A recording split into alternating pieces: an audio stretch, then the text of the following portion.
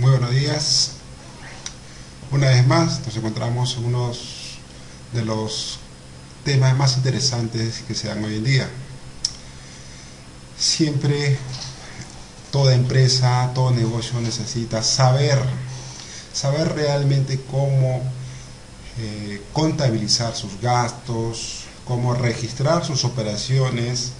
Quieren evitar futuras multas por parte de la SUNAT o la administración tributaria si fuera cualquier país de Latinoamérica o cualquier país del mundo. Muchas veces profesionales o empresas ignoran ciertos dispositivos legales, tributarios, para poder registrar y tomar como gasto. El día de hoy hablaremos de los gastos deducibles, gastos o costos que tienen que ver con el funcionamiento de una empresa. Recuerde que toda empresa necesita ciertos gastos para poder manejarse. Empecemos pues con el siguiente tema. ¿Cuáles son los requisitos para demostrar la fehaciencia de las operaciones? Veamos.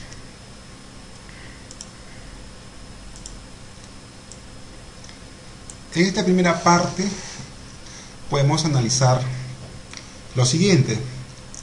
La pregunta está acá otra vez. ¿Cuáles son los requisitos para demostrar la fehaciencia de las operaciones en un negocio, en una empresa o en rentas de cualquier tipo de régimen, ya sea persona natural? Veamos qué nos dicen los dispositivos. Sobre los ingresos y sobre los gastos, nos dice la norma del impuesto a la renta y el IGB. Ojo, que la norma del impuesto a la renta y el IGB son las que van a normar el correcto registro y aceptación como tal, ya sea un ingreso, ya sea un gasto. Entonces nos dice, la norma del IGB y la norma del impuesto a la renta nos indican que hay tres requisitos para demostrar la fehaciencia de las operaciones. ¿Ok? ¿Cuáles son esos tres? Veamos. La declaración jurada, más conocida como la DJ, ¿no? Es la que yo hago mensualmente y anualmente, todos los años, con el fin de elaborar mi cuadro de deducciones y de ingresos para determinar mi renta imponible y sobre eso aplicar el impuesto a la renta. Entonces, uno de los tres requisitos para demostrar la fehaciencia de las operaciones es mi declaración jurada. 2. El registro de comprobante de pago, ya sea mi registro de compra o mi registro de venta. 3. La existencia de otros documentos que acrediten la existencia de operaciones. En este párrafo o en esta parte nos habla de existencia de otros documentos que acrediten la existencia de operaciones, como por ejemplo podemos pensar en lo siguiente: cuando uno va a realizar operaciones, envía correos, hace contratos, realiza órdenes de compra, etcétera, etcétera, etcétera. Todo esto viene a ser otros documentos o otros medios por los cuales tú puedes acreditar la existencia de operaciones. No solamente es tu registro de venta y de compra, no solamente es tu declaración jurada. Ojo. Seguimos. Esta parte entonces queda resuelta y contestada. ¿Ok? Pasemos a otra pregunta. ¿Ok? Agarramos el mouse y decimos: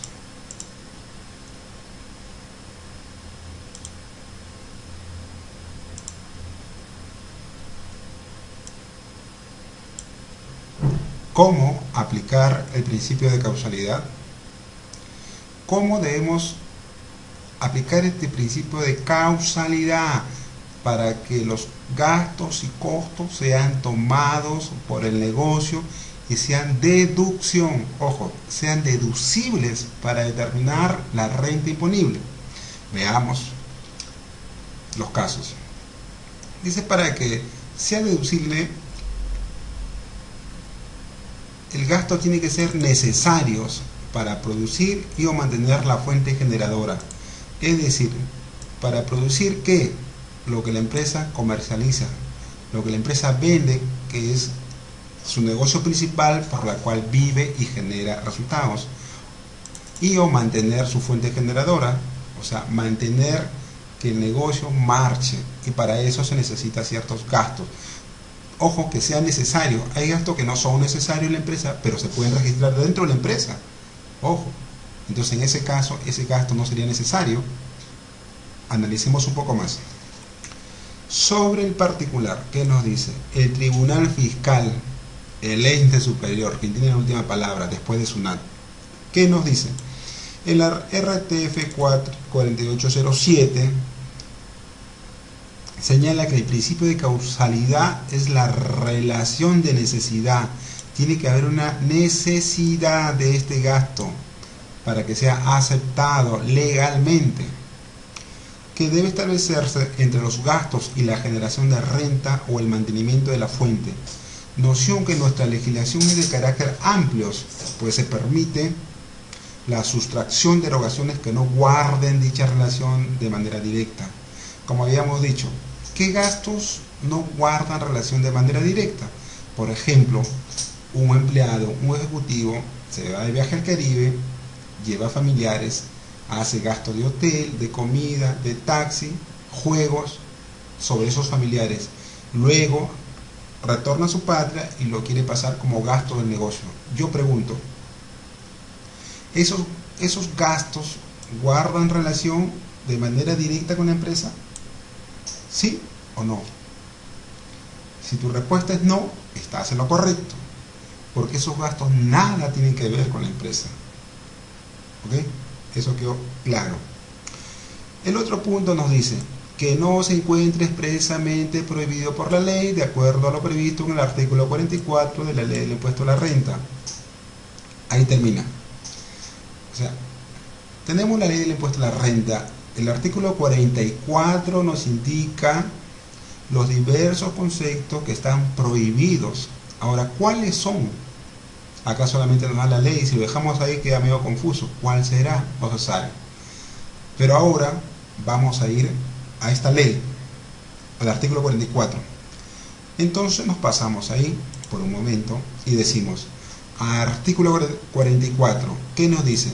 No son deducibles para la determinación de la renta imponible de tercera categoría los gastos personales. Estos gastos personales, hicimos el ejemplo del ejecutivo que se va al Caribe y hace gastos de su familia. Esos son gastos personales. Y de sustento del contribuyente y sus familiares. Esos no son aceptados. ¿Ok? Esos no son deducibles. El impuesto a la renta que las empresas pagan tampoco son gastos deducibles. Las multas, recargos, intereses, moratorios previstos en el Código Tributario en general, sanciones aplicadas por el sector público nacional, tampoco, todo esto no son deducibles, no son gastos deducibles. Las donaciones, cualquier otro acto de liberalidad en dinero o en especie, salvo lo dispuesto en el inciso Z del artículo 37. Las sumas invertidas en la adquisición de bienes y mejoras de carácter permanente, etcétera, etcétera, etcétera. Al menos ya sabemos por dónde va este famoso artículo 44 de la ley del impuesto a la renta. ¿Ok? Los gastos prohibidos. Sigamos. El punto 5 que nos dice que se encuentre debidamente acreditado documentariamente con comprobante de pago. Es decir, todo gasto que realice una empresa tiene que ser acreditado de acuerdo al reglamento de comprobante de pago. El reglamento de comprobante de pago nos indica que tenemos facturas, boletas de venta, entre otros. ¿Ok? Esos nos van a servir para sustentar. ¿Solamente eso o puede haber otros casos? Analicemos. Y o documentación fehaciente. Ah, ya. O sea que sí hay otros casos donde se puede sustentar. Porque dice o, la palabra o, documentación fehaciente. Si tú tienes otra manera de probar ese gasto que no sean o que no estén acorde con los comprobantes de pago de acuerdo a la ley del reglamento de pago, ¿no? Digamos, también puedes tomarlo como gasto, porque dice o, nos olvidamos de la factura de la boleta. Puede haber otros documentos pero que tengan carácter fehaciente, demostrable. Veamos. El contribuyente debe tomar conciencia de que no basta únicamente que haya realizado un gasto permitido por ley para que éste sea automáticamente deducible. Lamentablemente ello no es así. motivo por el cual resulta que los gastos sean no solo fehacientes, sino que se acredite con la documentación que prevé el marco legal, siendo la factura el documento por antonomasia que acredita la realización de operaciones. Pero vean acá, esta parte de rojo, dice, los gastos sean no solo fehacientes, sino que se acrediten con los documentos. Ahí ya tenemos dos características: gasto fehaciente y acreditado con documento. Te dice documento, cualquier documento que acredite ese hecho. Sigamos analizando. ¿Qué debemos entender por una operación fehaciente? ¿Qué entendemos por una operación fehaciente? ¿Qué considera la administración tributaria por documentación fehaciente para que sea tomado como gasto deducible de mi negocio? Veamos. Será considerado como una operación fehaciente aquella que presente elementos mínimos de acreditación. Elementos mínimos de acreditación significa pruebas. Pruebas. Mientras usted tenga pruebas, va a poder usted tener el sustento de operaciones fehacientes.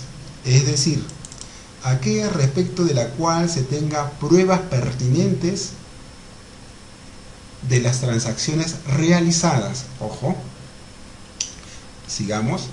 Ha quedado sentado a través del pronunciamiento del Tribunal Fiscal que las operaciones tienen que tener elementos mínimos de prueba con la finalidad de acreditar debidamente las operaciones. En el fondo lo que se trata es de acreditar las operaciones. Todo lo que tú hagas, todos los gastos que incurras, así tengas o no tengas comprobantes, tienes que acreditar, demostrar pruebas, tal como se ha estipulado en la RTF 755, que establece que la administración tributaria debe evaluar, la SUNAT en este caso en Perú debe evaluar, revisar, cotejar la efectiva realización de las operaciones, tomando como base fundamentalmente la documentación proporcionada por los contribuyentes. Todo contribuyente proporciona información y la SUNAT viene y empieza a evaluar qué tan verídica es la operación. ¿Ok?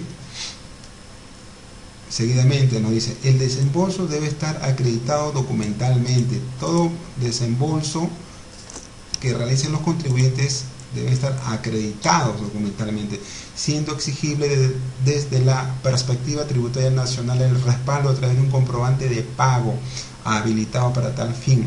No obstante ello, debemos advertir que de acuerdo con reiterada jurisprudencia emitida por el Tribunal Fiscal, el solo respaldo del comprobante de pago no es suficiente para que un desembolso califique como deducible. Ojo, no solamente basta que se gire el documento. ¿Qué más nos dice? A ver, ¿qué documentos? ¿Mediante qué documentos sustentas un gasto?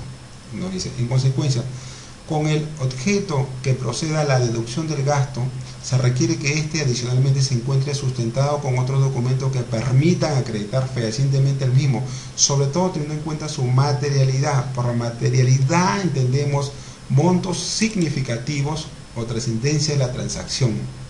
¿Ok? Muy bien.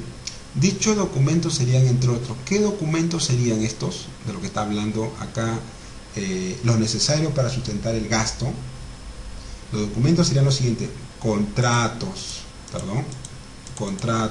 órdenes de compra que le realizan a un proveedor, órdenes de servicio a un proveedor de servicio, cartas que yo envíe o reciba de mis clientes y proveedores, informes sobre el respecto de los gastos que voy a realizar, documentos que acrediten ingreso al almacén. Si compré mercadería, ¿con qué documento ingreso al almacén? Una guía, un recibo de ingreso al almacén, cualquier documento. Correos electrónicos donde yo esté haciendo propuestas comerciales con mi proveedor y esta a su vez me haga ver su parecer o me dé una oferta mayor, o otro aspecto legal o comercial, comprobante de pago, lógicamente que sí, cualquier comprobante de pago que sustente o refiera a la operación. Ahora, esos son los otros documentos que serían necesarios para aprobar un hecho. Pasamos a este punto. Dice, criterios que han sido plasmados. Lo que acabamos de hablar es un criterio que ha sido plasmado en la RTF 2439 y 1086 del Tribunal Fiscal, en forma concordante con lo expresado en el párrafo precedente en el inciso J del artículo 44 de la Ley del Impuesto a la Renta. Se establece que no son deducibles aquellos gastos cuya documentación sustentatoria no cumpla con los requisitos mínimos establecidos en el reglamento de comprobante de pago. ¿Cuáles son esos requisitos mínimos? Que deben tener todo comprobante de pago, ya sea factura, boleta, guía, etcétera, desde las formas y el fondo, la parte sustancial y la parte de forma, ¿no? El IGB separado en caso que sea factura, si es una empresa tiene que estar con su RUC, etcétera, etcétera, y debe guardar, digamos, los permisos necesarios. Asimismo, el inciso B del artículo 25 del reglamento de la Ley del Impuesto a la Renta dispone que los gastos no deducibles son aquellos que se encuentran sustentados con documentos que de conformidad con el precitado reglamento de comprobante de pago no pueden ser utilizados para sustentar costo-gasto. Perfecto, está muy bien. Cabe indicar que el referido inciso J del artículo 44 de la Ley del Impuesto a la Renta establece que tampoco será deducible el gasto sustentado en comprobante de pago emitido por un contribuyente que a la fecha de emisión del comprobante tenía la condición de no habido, salvo que al 31 de diciembre del ejercicio el contribuyente haya cumplido con levantar la condición. ¿Qué quiere decir? Si yo estoy en el mes de febrero, hago un gasto, tengo la factura, sin embargo, este contribuyente tiene la condición de no habido, pero yo antes de poder registrar este gasto, chequeé en la SUNAT, por decir, y estaba todo correcto. Luego pasó a no habido, o en otras determinadas situaciones uno agarra, hace una compra, le gira una factura, y por qué motivo este proveedor está no habido. Si la SUNAT te fiscaliza por esos tiempos, o ese proveedor sigue teniendo la condición de no habido, entonces ese comprobante no será deducible para efecto de renta, tendrás que repararlo. Ahora, si este proveedor antes de fin de año, ¿no?, te dice, ¿no?, cumple con levantar la condición de no habido a habido, entonces ese comprobante que te giró cuando era no habido sí puede ser utilizado para deducir de la renta. O sea, sí es válida la factura. Si al 31 de diciembre este contribuyente de no habido pasa a la condición de habido. Ahora hay un caso que muchos clientes preguntan, me dicen: Roberto, me dice, ¿qué pasa si yo hago una compra, me giran la factura, el proveedor está activo, está habido y tiene todas las formalidades de ley? Sin embargo, pasado un año, la SUNAT me fiscaliza y me lo repara y me dice que eso te lo reparamos porque este proveedor está no habido. ¿Ok?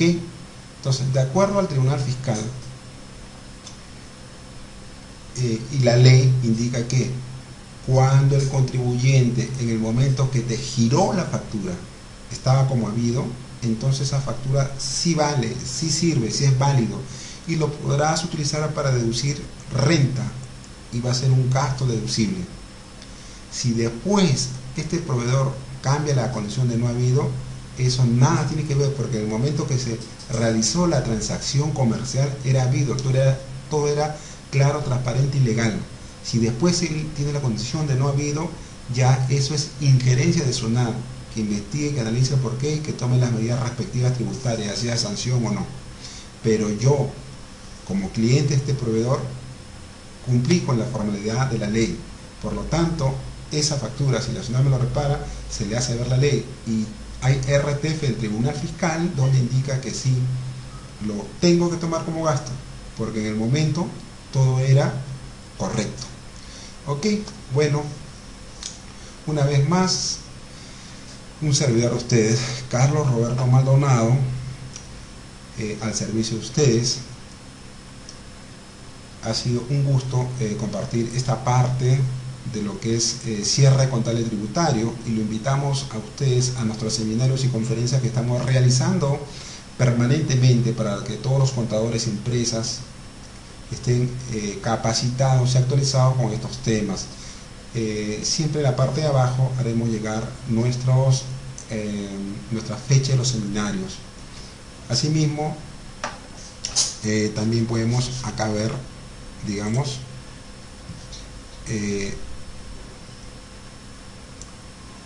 lo invitamos pues a ver la página de